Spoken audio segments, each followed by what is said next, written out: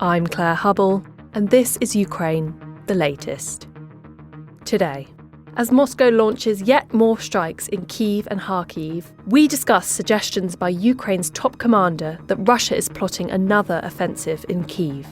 Plus, senior correspondent Roland Oliphant recalls his interview with Aiden Aslin, a dual British and Ukrainian volunteer marine who was captured by Russian forces while fighting in Mariupol.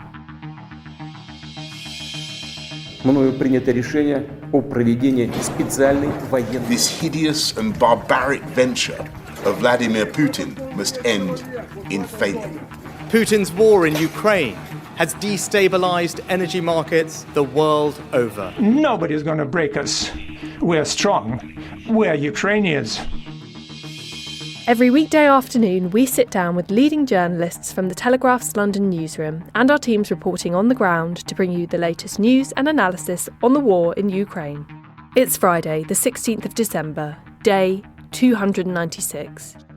And today, I'm joined by Associate Editor Dominic Nicholls, Assistant Comment Editor Francis Durnley, and Senior Foreign Correspondent Roland Oliphant. I started by asking Dom for the latest updates from the front line. Yeah, well, hi Claire, hi everybody. So an interesting article in The Economist, which I know Francis is going to talk more about later. This is an interview by my friend and colleague Shashank Joshi with General Valery Zaluzhny, Ukraine's commander-in-chief of the armed forces. He's saying Russia is preparing a large-scale offensive to push into Ukraine. Now, you might say, well, of course, he would say that, wouldn't he? But I mean, this guy doesn't choose his words lightly. He said that any attack is in February, at best in March, at the worst at the end of January. He said that Putin's mobilization drive has worked, quote unquote, has worked, and Russia are now reconstituting its troops to overturn the embarrassing defeats earlier in the summer and gain more territory. And he says they are 100% being prepared. I have no doubt they will have another go at Kyiv. Now, I mean, Francis is going to talk more about this later, and we talked briefly yesterday about Belarus, but just to mention, I mean, how can they get to Kyiv, basically? What are they trying to do? It didn't work last time. Are they going to learn their lessons from that episode? Possibly. I mean, as I've said many, many times before, this Russian military force is not one that demonstrates all the things you need to be a learning organisation. There's no suggestion that they're looking back at what's gone right, what's gone wrong, and adjusting their processes accordingly. So how would they try and take Kyiv? It would probably involve some sort of drive from the north, which involves Belarus. As we know, Belarus is trying to carve out a little bit of wiggle room between Lukashenko and Putin, just to not go absolutely all in. Although Russia did launch an attack from Belarus, they're launching aircraft and missiles and doing a lot of training in the country. But I mean, there are limited routes of advance from the north. There's a lot of wooded areas, so you're naturally sort of channeled down onto the roads. There's the Chernobyl, for example, the area you shouldn't be messing around in there. So limited routes of advance. You're going to have exposed flanks. You're going to have the same logistic problems that Russia experienced in the first few weeks of the war. And are they going to try and drive into Kyiv? Might they be trying to push forward in order to establish a kind of lodgement, to bring their artillery forward, to threaten Kyiv? They themselves would be very risky. That's a risky move. Any artillery that is pushed forward, they are then going to become priority targets to get whacked. So, this talk is very, very easy for Russia to imply, oh yeah, come next year, we're going to be pushing from Belarus. It is right, I think, for General Zaluzhny to say that he's not discounting anything, but it's a massive undertaking to attack any country, but to launch from the north in this guise. They've tried it before, and guess what? Ukraine's not been sitting on its hands for the last 10 months. I mean, they've been preparing. They're holding forces at readiness into the north. I still think that's actually one of the main reasons why there's all this activity in Belarus, because Ukraine have to keep forces there just in case, and maybe just in case is good enough for Russia just to hold down some of these forces, because actually they didn't do it well last time. They haven't shown any great ability to learn and put into practice any methodology that would work, and of course, as I said, it's very, very limited geography to push in from the north. So do go and have a look at that. Francis is going to talk more about that in a minute, but I'm I'm doubtful, I have to say, of any successful push for the north. The only other thing I'll say is that I had a very interesting interview this morning. I interviewed Admiral Sir Tony Radakin, the head of Britain's Armed Forces, Chief of the Defence Staff here. Article coming out on Sunday in the paper. I'm going to try and get some stuff for Poddy Monday, and we did it on camera, so it'll be on our YouTube and on our website as well. But he was interested. He was always an interesting guy to speak to. He's actually just been sanctioned this week by Iran. And I asked if his lack of being sanctioned by Russia, which in and of itself is a message, does that allow for back-channel communications or conversations to happen? And he said that when he met General Valery Gerasimov, who's the head of Russia's armed forces, this was about 10 days. I went with him actually, and the chief and the defense secretary to Moscow about 10 days before this phase of the invasion, so about early Feb this year. He and Gerasimov then said that they would need to keep those channels open, and he said Gerasimov has been very good at adhering to that, i.e. keeping the channels open and not talking about what has been discussed. And he said he likewise has adhered to that deal. He said he would like more communication, more regular communication, and the discussions to be stronger. But they are having difficult conversations. So it's good that channel is open. Whether or not that would close if Tony Radakin was sanctioned by Russia is a moot point. I mean, he's not planning on going on holiday there. But interesting point nonetheless. But he said on the back of that he's been sanctioned by Iran. And I asked him, I said, well, that's clearly no fatwa. There is a difference clearly, but does it make a big difference to him? And he said, well, no, that all the sensible usual security precautions were put in place. They did have a look at his personal security as they always do, but no massive change there. He's not planning to visit Tehran anytime soon. But we talked also about Britain's support for Ukraine and the wider international support, and I asked him about MiGgate. You might remember MiGgate from early on in the war, this suggestion that the US put the kibosh on Poland supplying MiG-29s to Ukraine. It was deemed at the time too escalatory, that nature of equipment was just too provocative, too offensive rather than defensive. And I said, but now we've got HIMARS, NASAMS, Patriot going in. Has the calculus shifted at all? And he said, well, not really. He said the balance on gifting of military aid is still very much on the side of defensive weapons, air defence and so on and so forth. I mean, HIMARS clearly isn't a defensive weapon, but that was a bit of an outlier. And he said that the thing is that there's this very intricate international lattice work of support, and you've just got to be very gentle with it. You can't sort of suddenly lurch and say, right, let's send F-16s or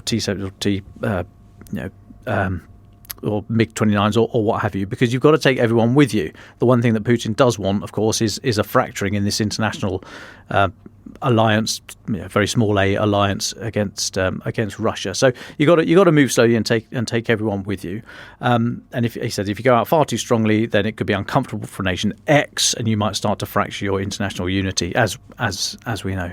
So it's very interesting these dynamics that are happening, and how some natures of ammunition and equipment might be deemed sort of more offensive, more defensive. What's the political mood music at the time? What's happening elsewhere? How do you respond in relation to what Russia's doing? It's a very delicate patchwork, which I think, on balance, we should say over the last 10 months, I think it's probably been handled fairly well. There's been a few episodes, but I think it was a bit of a snapshot into what's constantly happening behind the scenes. These contact groups, these discussions going on at senior military and political level about support for Ukraine. But the interview went on for about an hour and a quarter, so much more of that.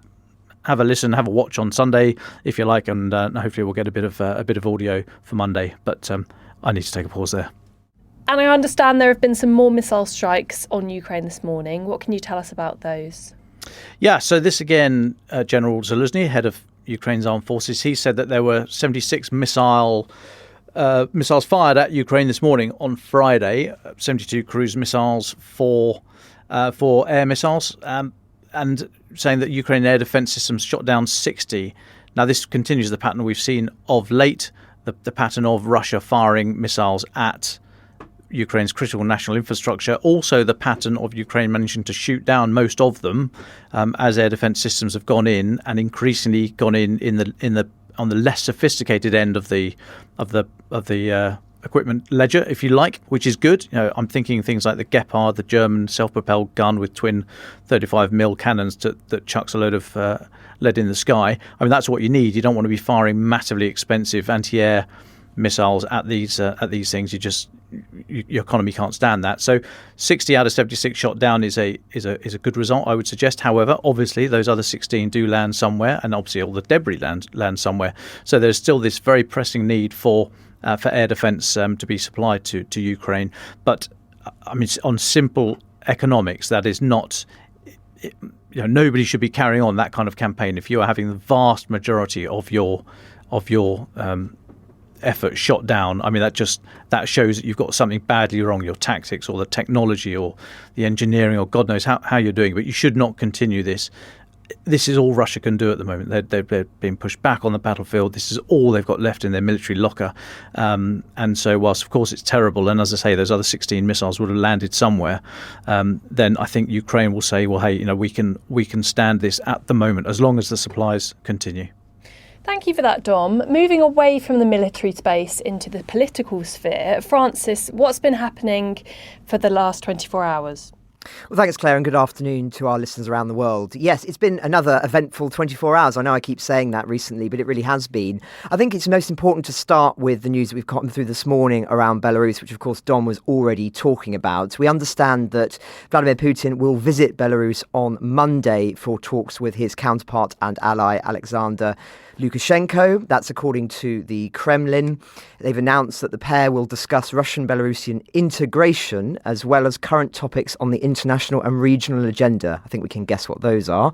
Visit comes 10 months into Russia's offensive in Ukraine, of course, and one of the, as Dom was talking about, one of the main directions that it came from was Belarusian territory. And in the context of the interview that Dom was talking about, which I'll go into more detail later, I think there will be some concern in Kyiv that one of the main conversations that may be taking place between the two of them relates to potentially a resumed offensive from the Belarusian border, which would come, of course, given the geography of this, would potentially threaten Kyiv.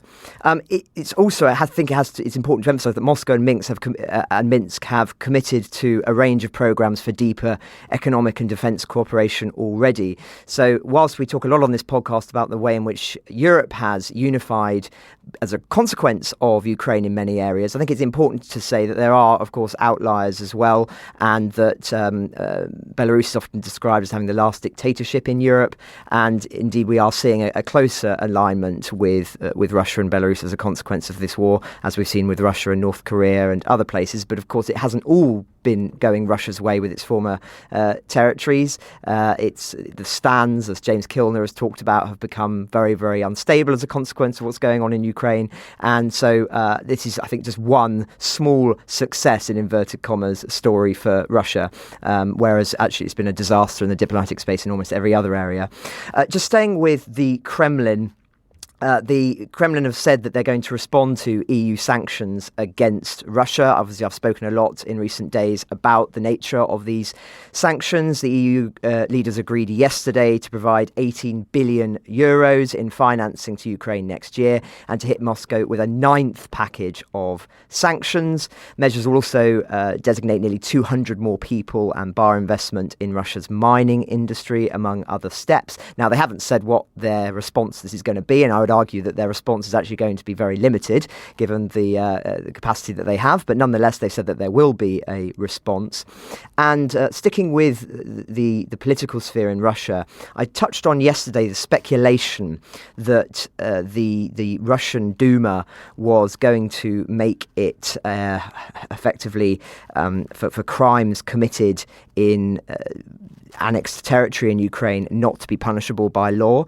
And I said it was a speculation. We're now hearing it confirmed that there was a first reading of a bill that said that any offences committed in Donetsk, Luhansk, Zaporizhia and Kherson before the Ukrainian regions were annexed will not be considered a crime punishable by law if they are deemed to have been in the interest of the Russian Federation.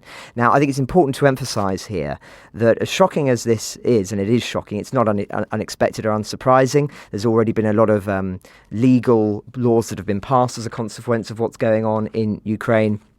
And I just wanted to draw attention as well to the fact that there are quite prominent lawyers in Russia, indeed liberal lawyers like Mikhail Benyash, who's lashed out at this amendment. He's called it absolutely horrific, and I'll quote for him directly or from his Telegram channel.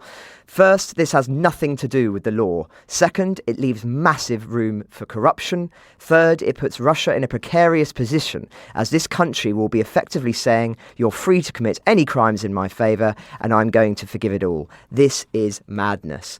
Other leading Russian legal figures have said in a publication that they're going to review the bill. They've lambasted it in its current frame. They've said that offering to set up a legal framework of the Wild West or even in the Middle Ages is absurd. So, as I say, very strong rhetoric from some of these Russian lawyers. And it has to be said, they're very brave in saying this because, we know what the consequences can be. And just staying on that legal point, as I say earlier, courts in the occupied regions have been banned from using juries on any court cases until at least 2027. Now, again, one can guess why that's the case.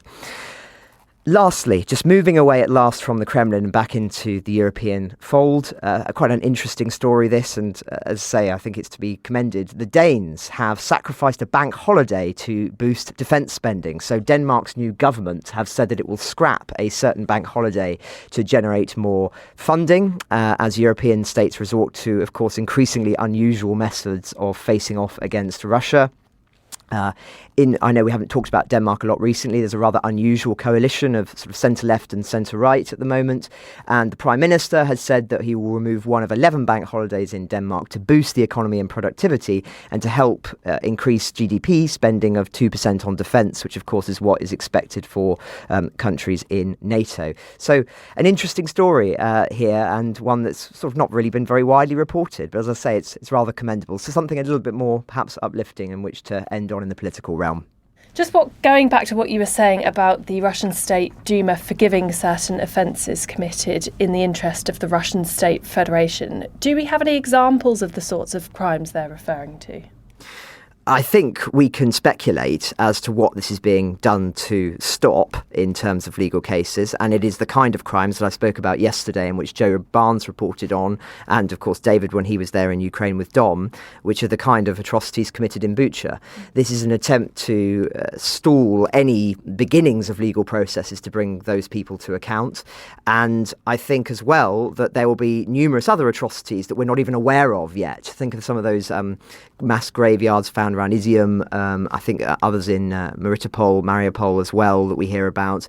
These are the kind of things that there will be other butchers that are as yet to be reported, and this is an attempt by the Kremlin to stall any legal investigations into these within the Russian state itself. So that's what I think this is all for, really. Thanks for that, Francis. I'd like to bring in Roland Oliphant now. Roland, yesterday you interviewed Aiden Aslin. What can you tell us about the conversation the two of you had? Yeah, so this week I went up to Nottinghamshire to see Aiden Aslin. To recap, he's a British volunteer who joined the Ukrainian Marines well before the war. I mean, he was living and working in Ukraine for several years before the war began. He was an enlisted man in the Ukrainian military when the war began. I met him about a week and a half before this invasion, because he was with a unit called the 36th Marine Brigade. Part of their job was defending Mariupol, and he was in this unit that was holding that long static front line, kind of on the plains northeast of Mariupol. And that if you think back, you'll remember this period when this kind of phony war period where the Brits and the Americans were saying this is going to happen. The Ukrainians were publicly saying, "Oh, we're not sure about it." The Kremlin was denying it. And Ukraine was just full of journalists like me kind of running around trying to work out what the hell was going on. So we went down to Mariupol about, week and a half before the war. One of the things I did was link up with Aiden and have a very interesting chat with him about kind of, how he felt about the coming storm, really, which is quite an interesting conversation. Then, of course, the war began. We lost contact. He became trapped in Mariupol in the encirclement as the Marines were forced back. In April, his unit was basically forced to surrender when they ran out of ammunition and food, and he spent about 5 months in Russian captivity before he was released in this prison swap in September. So he's been back in the UK a couple of months. He's kind of getting used to being in Britain again, and things like that. So we had a very nice chat, a kind of catch up, and able to an opportunity to kind of reflect on what he'd been through, which was fascinating. We will have him on the podcast maybe next week or something, telling his own words. But the things that stood out for me was, for one thing, I think he's borne it very well. Definitely a remarkable ability to kind of be philosophical about things, and kind of look at his ordeal very thoughtfully. His ordeal was pretty awful. So what happened? First of all, he was a witness to the Battle of Mariupol, which was interesting. He described how at the beginning of the war, on day one of the war, when they were manning these trench systems, they realised what was going on at about 2 a.m. When they start hearing Grad rockets going off, which was unusual. By 4 a.m. they're told to man their mortar. He was on a mortar team, and they fire off a bunch of rounds. Then they have to take cover, and just as they're taking cover, a Grad strike comes in, but it misses. And then they realised, okay, this is the big thing. It's all on. One of the interesting things that stood out there to me was he said before the war he was really worried about Russian counter-battery fire. He kind of thought, like many of us did, that okay, these positions, the Russians are going to have their artillery zeroed in as soon as the balloon goes up. We're just going to get flattened. And because he was in a mortar unit, that the Russians would very quickly answer them and they'd be wiped out. He said, in this kind of fighting retreat from that first day back into Mariupol over that first week, he said the Russians never managed to pinpoint his mortar. That it actually turned out that their artillery was very, very powerful, but not at all accurate. So from the very beginning, you can see this problem with what the Russians are up to. And then he talked about the siege in Mariupol. You've heard about the Azovstal. Azovstal became, the very famous last stand of the last defenders of Mariupol. There is another steelworks in Mariupol called Ilyichstal. That's where the 36th ended up. And the distinction between Azovstal and Ilyichstal is really, well, Azovstal, number one, is on the south side of the city and it backs onto the sea. So you could be surrounded on three sides, but the fourth side, and I think we now was much more difficult for the Russians to surround. And I think we now know that the Ukrainians were managing to get kind of very daring helicopter supplies in there.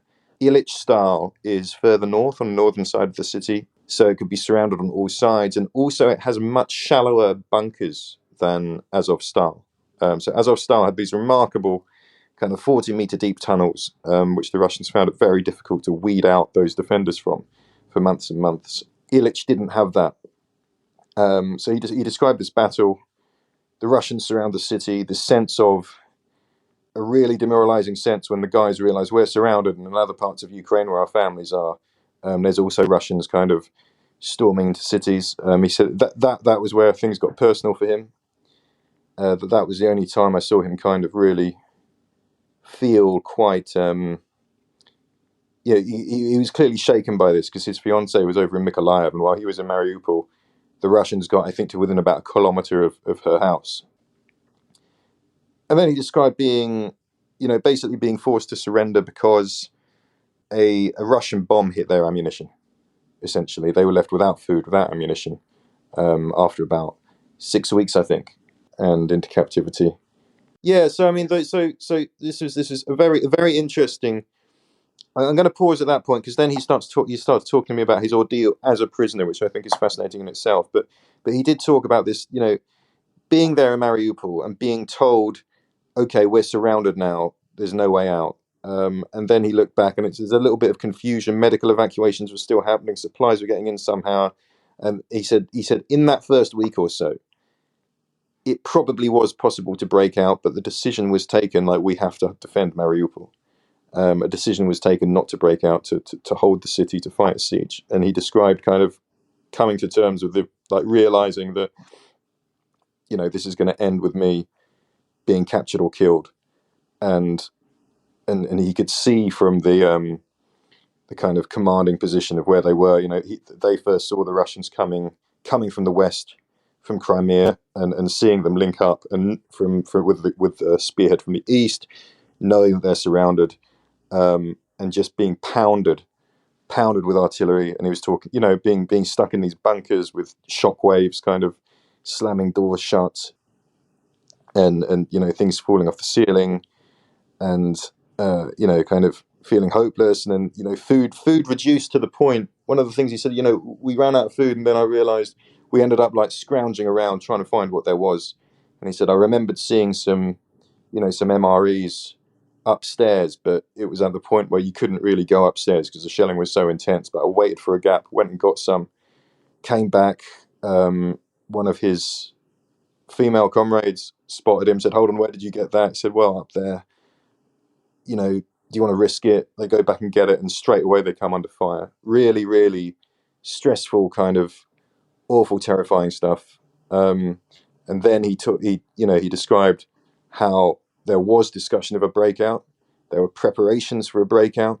He described using whatever there was in the steelworks to kind of improvise armor onto vehicles, and preparing a stockpile of weapons so they could be loaded quickly.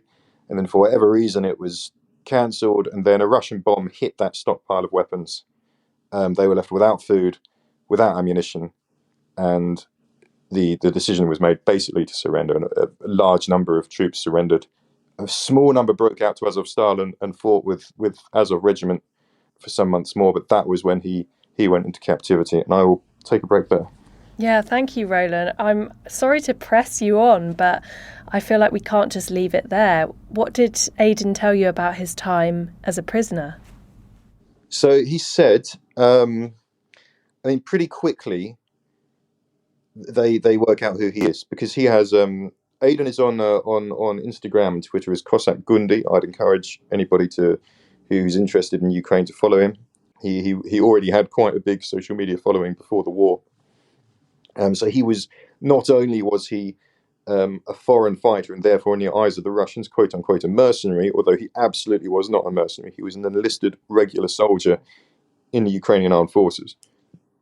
That's a really important point to make, because that becomes relevant later. He was prominent. He was not only a foreigner in Britain, he was prominent. And the moment he was, they found out he was a Brit, he describes being punched in the face. And he described in very vivid detail remarkable total recall with his first kind of 24, 48 hours in captivity of just kind of repeated beatings, and then being taken somewhere else, and then beaten, and then taken for an interrogation and systematically beaten. And he described one particular interrogation in Donetsk where this particular man he talked about, who was just pounding him with a police baton, all over his body, for hours and hours.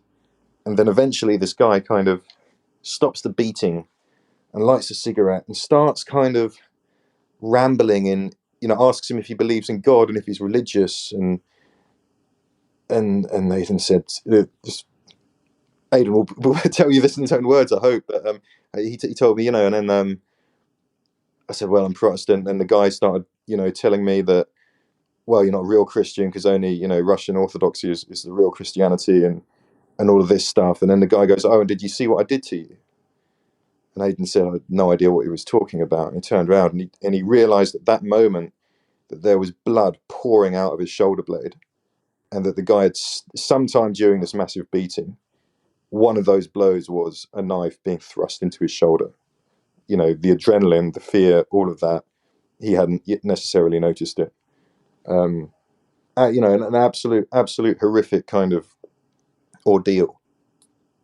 And then moved, they moved around a bit, and then he gets used a lot for propaganda because of his social media profile, because a lot of the media had, written about these British soldiers, and he was the one who'd given quite a lot of interviews to us, to Sky News, and he told me, I think he said it was when he realised he was stabbed.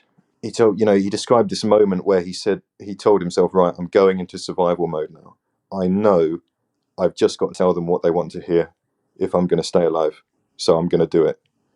And you all remember a series of videos released of quote unquote interviews with him, where he's saying things like, yeah, I was mistaken and misled, by the Ukrainians and all of this, and kind of repudiating all of his previously held beliefs, and speaking to their propaganda, because in his words, he knew what they wanted him to say, and he knew he didn't have a choice. And usually during these talks, that same guy who beat the living daylights out of him and stabbed him was in the room. And one of those interviews included Graham Phillips, the fairly notorious self-styled British blogger, who has had his assets frozen in Britain, actually, as a result of his activities. And this to me was a particularly alarming incident, because if you watch that interview, Graham Phillips comes in, talks to him, and says to Aiden, like, just to be clear, as we're starting this interview, you're speaking of your own free will. And Aiden in the video says, yeah, of course. I mean, like, I asked for this, absolutely. No, I mean, I'm not being pressured at all. He's literally sitting there wearing handcuffs at the time, in the video. And then Graham says, oh, and like, just to be clear, like, because you're a mercenary, you're not protected under the Geneva Convention. You're not legal competent, and therefore there's nothing to stop you being executed or something like that, is the implication. I mean, that's a complete falsehood. It's a lie, straight up. It's completely misleading. But B, that was a narrative that the so-called Donetsk People's Republic later used to put Aiden and Sean Pinner and one of their Moroccan comrades on trial, accusing them of being quote-unquote mercenaries and illegal competence, and then sentencing them to death. So that particular interview kind of stands out to me as, an act of intimidation, an act of really cynical propaganda, but also something that was setting people up to potentially be killed. And of course, Aiden told me, like, yeah, well, I said in that interview that, I asked for it. Actually, no, I didn't. I was like taken out of the cell. I wasn't told where I was going. I was put into a room. And then, this guy comes in. I had no idea. I wasn't expecting it. I knew who he was. And in the room at the time, as usual, there was this same thug who had given Aiden this particularly nasty beating at the beginning of his captivity. So he went through a lot of that. There was a lot of hauling him into various interviews, a lot of beatings carried on. He talks about being moved to another prison where the food gets better. There's two other things that kind of stand out. He talked about what happened when the guys from Azovstal started arriving. So the Ilyich-style plant surrendered in April. Azovstal held out till about June or something.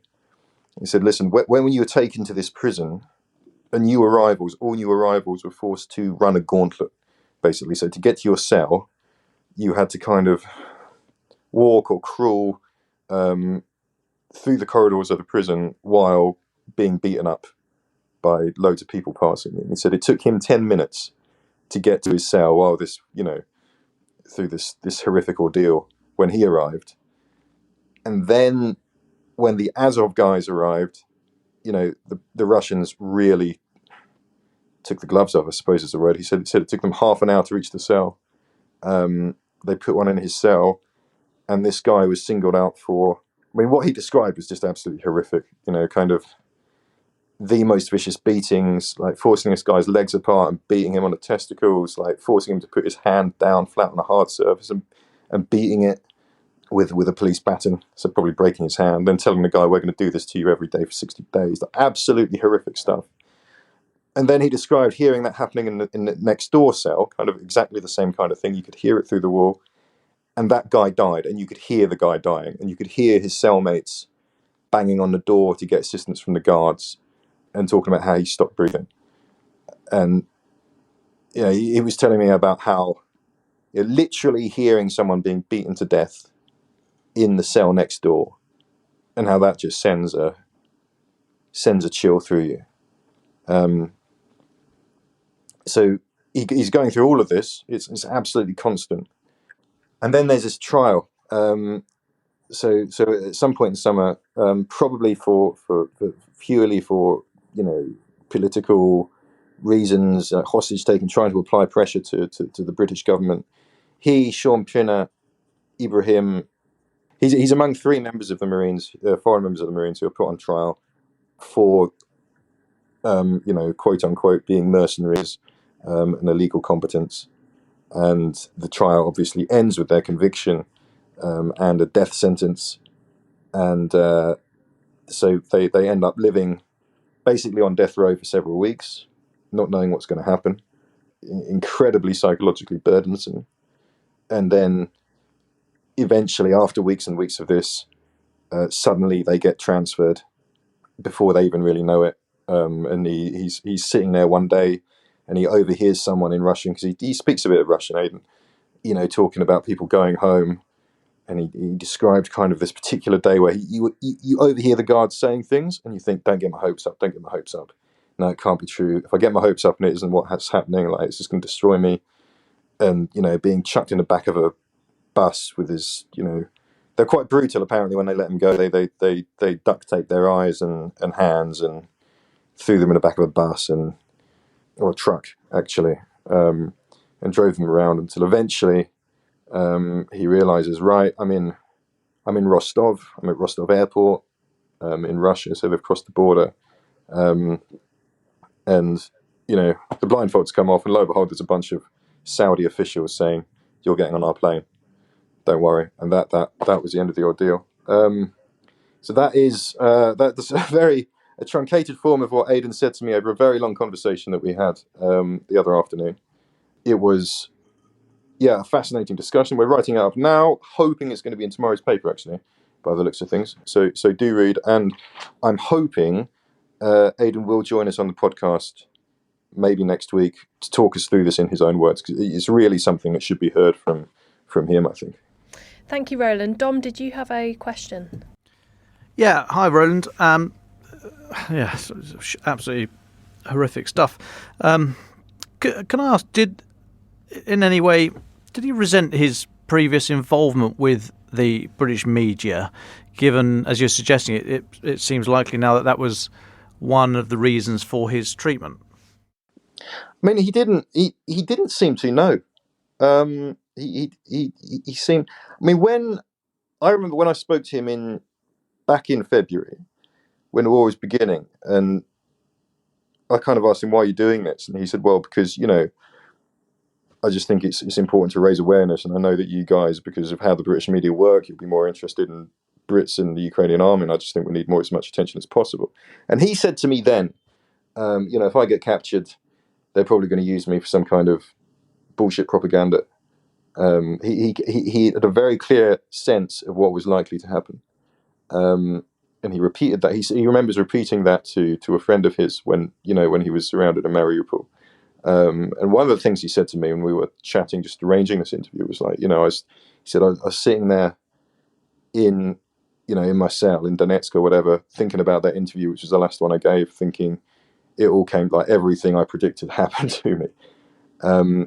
But remarkably, no. I mean, that is a question we should put to him. I think it's a fair question, actually, because I was definitely conscious as soon as he was surrounded in Mariupol. I was thinking about him quite a lot, because I'd done this big interview with him. I knew the Russians had looked for him. I knew the implications if he was captured. I mean, he texted me from Mariupol a couple of times, and I reported it as a Ukrainian soldier, because I didn't. Partly, I was self-censoring, to be honest. I was kind of thinking, if I say British soldier, whatever, in Mariupol, do I want to draw more attention to this guy? Because I'm pretty sure he's going to end up, captured. But actually, no. I mean, in general, even this is one of the fascinating things I found about Aiden. Like, remarkably few regrets, in a way. I did ask. I literally asked him, like, "Are you angry?" And I don't think he is particularly. I mean, he said, "What do I want? I want the war to end as quickly as possible. And I want it to end with Ukraine liberating its territories." His position on that hasn't changed. He told me he doesn't regret joining up. He doesn't regret fighting. He's quite proud of taking part in the Battle of Mariupol. He was proud of what the 36th Marines achieved, and he was keen to make that point that, okay, Illich-style fell before Azov-style, but we didn't have a choice. But we held out for however long it was, 2 months, 6 weeks.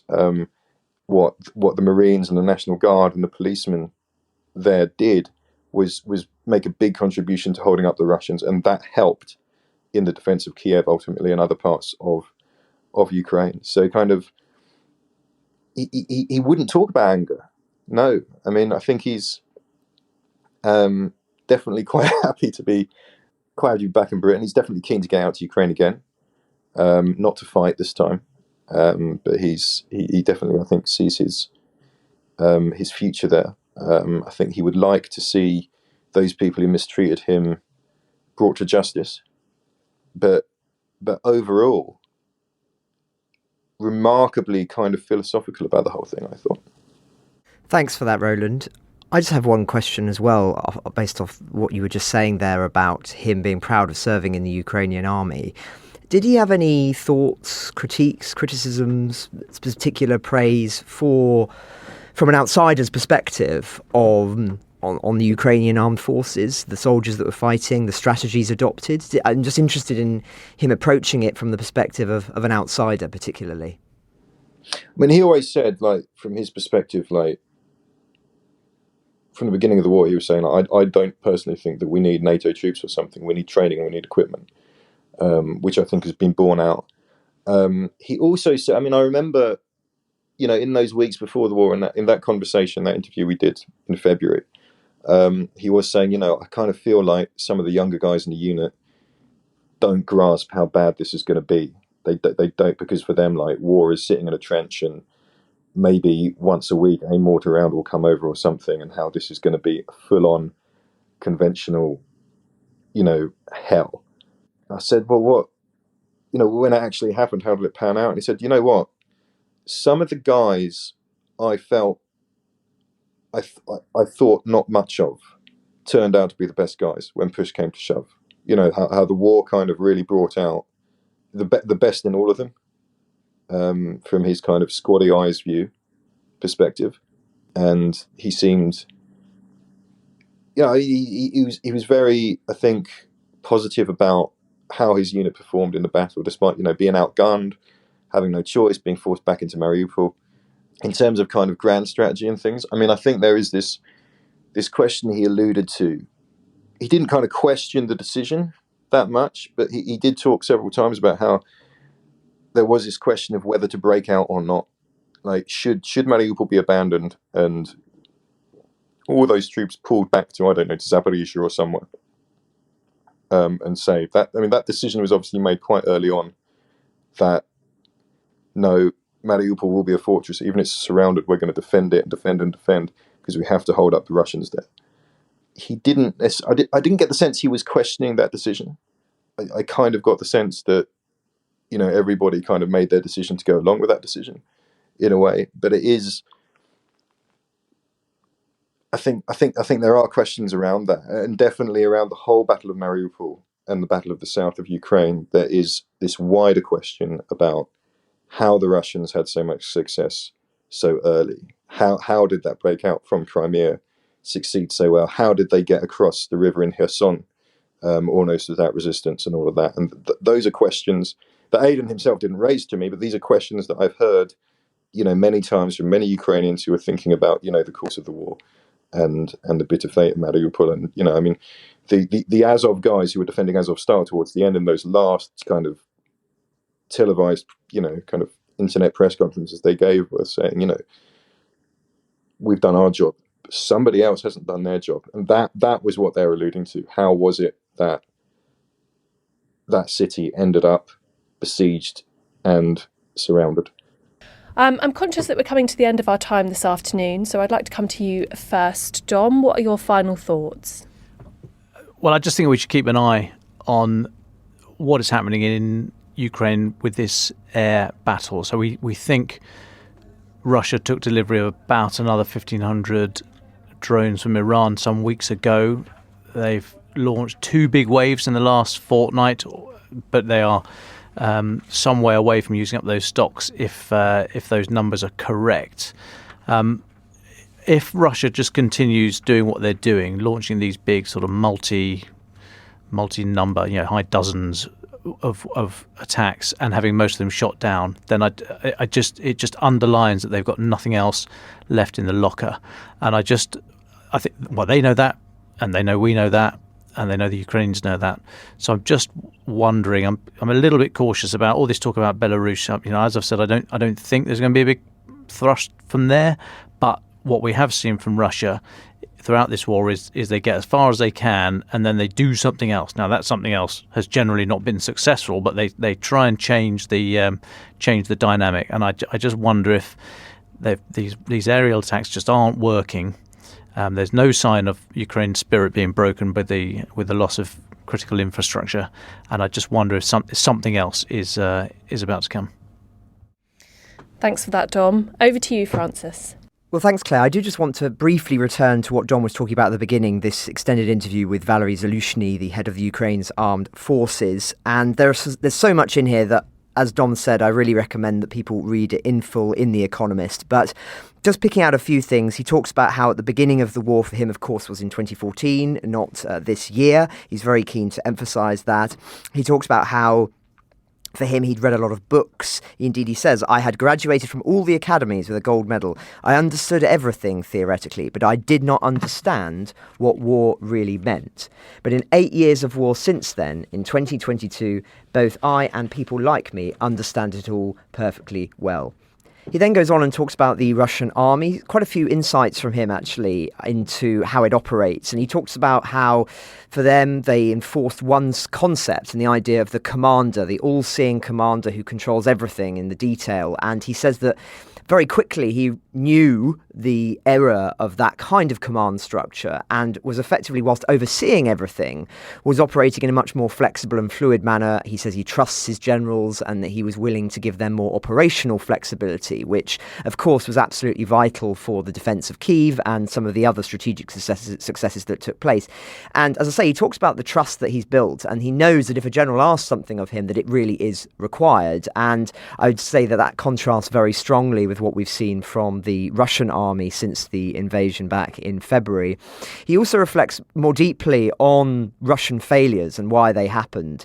So he talks about how they garnered resources for a long time, but even though they spent 3.5, 4 years building up intensively in terms of people, equipment, ammunition, it still was nowhere near enough. And whilst they planned for 3 months, they didn't plan beyond that, and that now they're in this very difficult situation as a consequence. But interesting, and I think this is one of the most interesting things he says, is they wanted to take Kyiv. Militarily, this was the right decision, the easiest way to achieve their goal. I would have done the same. I know Gerasimov well, not personally, of course. There was no way out for him. He concentrated on Donbass to preserve whatever resources he had left. As of today, the situation in Donbass is not easy. But strategically, it is a no-win situation for the Russian army. The most likely thing is they are looking for ways to stop fighting and to get a pause by any means, shelling civilians, leaving our wives and children to freeze to death. They need it for one simple purpose. They need time to gather resources and create new potential so that they can continue to fulfill their goals. And he goes on and says they're doing this task in parallel with another, which is to not let the Ukrainians regroup and strike themselves. And he says that this is the great challenge for them, is that why they, of course, have been going up in lots of battles at the moment that appear, and I say it's the semblance of being fixed, whereas actually there is very, very fierce fighting going on at the moment. And then he concludes by talking about his strategic priorities moving forward. So he says, the first of all, they need to hold the line and not lose any more ground. It's crucial, he says, because I know that it is 10 to 15 times harder to liberate than not to surrender. Our task now is to hold on. Our task is to monitor very clearly, with the help of our partners, what is going on, where they're getting ready. This is our fundamental strategic task. The second important strategic task for us is to create reserves and prepare for the war, which may take place in February or at best in March and at the worst at the end of January. It may not start in Donbass, but in the direction of Kyiv from the direction of Belarus. I do not rule out in the southern direction as well. So again, an interesting insight there, that he believes that there is going to be very much a renewed offensive, but whether, as Don was saying, that actually is towards Kyiv and whether Russians will be capable of that remains to be seen. But nonetheless, they are expecting quite a significant counter-offensive. And then lastly, he says his third but very important task is connected with the first, which is holding the lines and positions, and with the second, about accumulating resources, and that is missile defence and air defence. And he talks about how that's a real priority for them in terms of defending the critical infrastructure, which we've seen attacked not only in recent weeks, but of course today, as we're speaking now, these strikes are taking place on Kyiv. And so a very interesting article. As I say, he talks about all sorts of other subjects as well, about how Russian mobilization for him has actually worked, that it's been more successful than many people thought in terms of gathering fresh troops. He said they're not particularly effective troops, but nonetheless they are 200,000 fresh soldiers. And he offers, as I say, all sorts of strategic insights into the Russian mentality and into his priorities. Now, of course, with any kind of interview like this, you have to take it with a pinch of salt because it is designed for an international audience to consume. But actually, I think he is quite honest here. I think he reflects on some things that Ukraine perhaps has not done as well, or at least the challenges that they have faced. And he also offers some quite honest reflections on where the Russians have been more successful than expected. So an interesting piece, and one that undoubtedly will be one we'll want to return to as we look to what happens in the new year and in the months afterwards to see whether this counteroffensive really does happen as he predicted. Thank you for that, Francis. Finally, over to you, Roland. I mean, I think kind of at Aiden's request, and one of the things one of the reasons he gave me this latest interview, and he said what he wanted to emphasize is that he's relatively lucky. He's been exchanged. He's got out. Most of the guys, most of the 36th Brigade are still in Russian prisons, still, facing daily beatings, still being subject to this, horrific kind of treatment. And he was very keen that the world remember that there's a lot of Ukrainian soldiers still being held in these conditions, there is a sense perhaps that those people who were lost in Mariupol early on have been a little bit forgotten. So just a reminder there are a great many people still being held.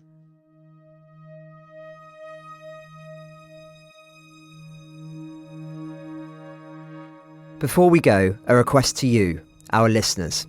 You've stuck with us for over 200 episodes now.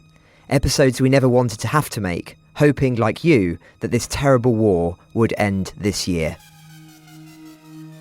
In that time, you've heard a lot from us, but as 2022 comes to a melancholy close, we want to hear from you, your voices and reflections on the war in Ukraine and what it means to you.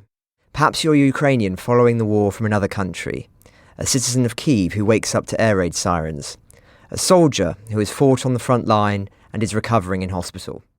Or perhaps you knew little about Ukraine before the war began, but have been following it closely from afar, from Australia, America or Canada, to name just a few countries where we know tens of thousands of you tune into us every day.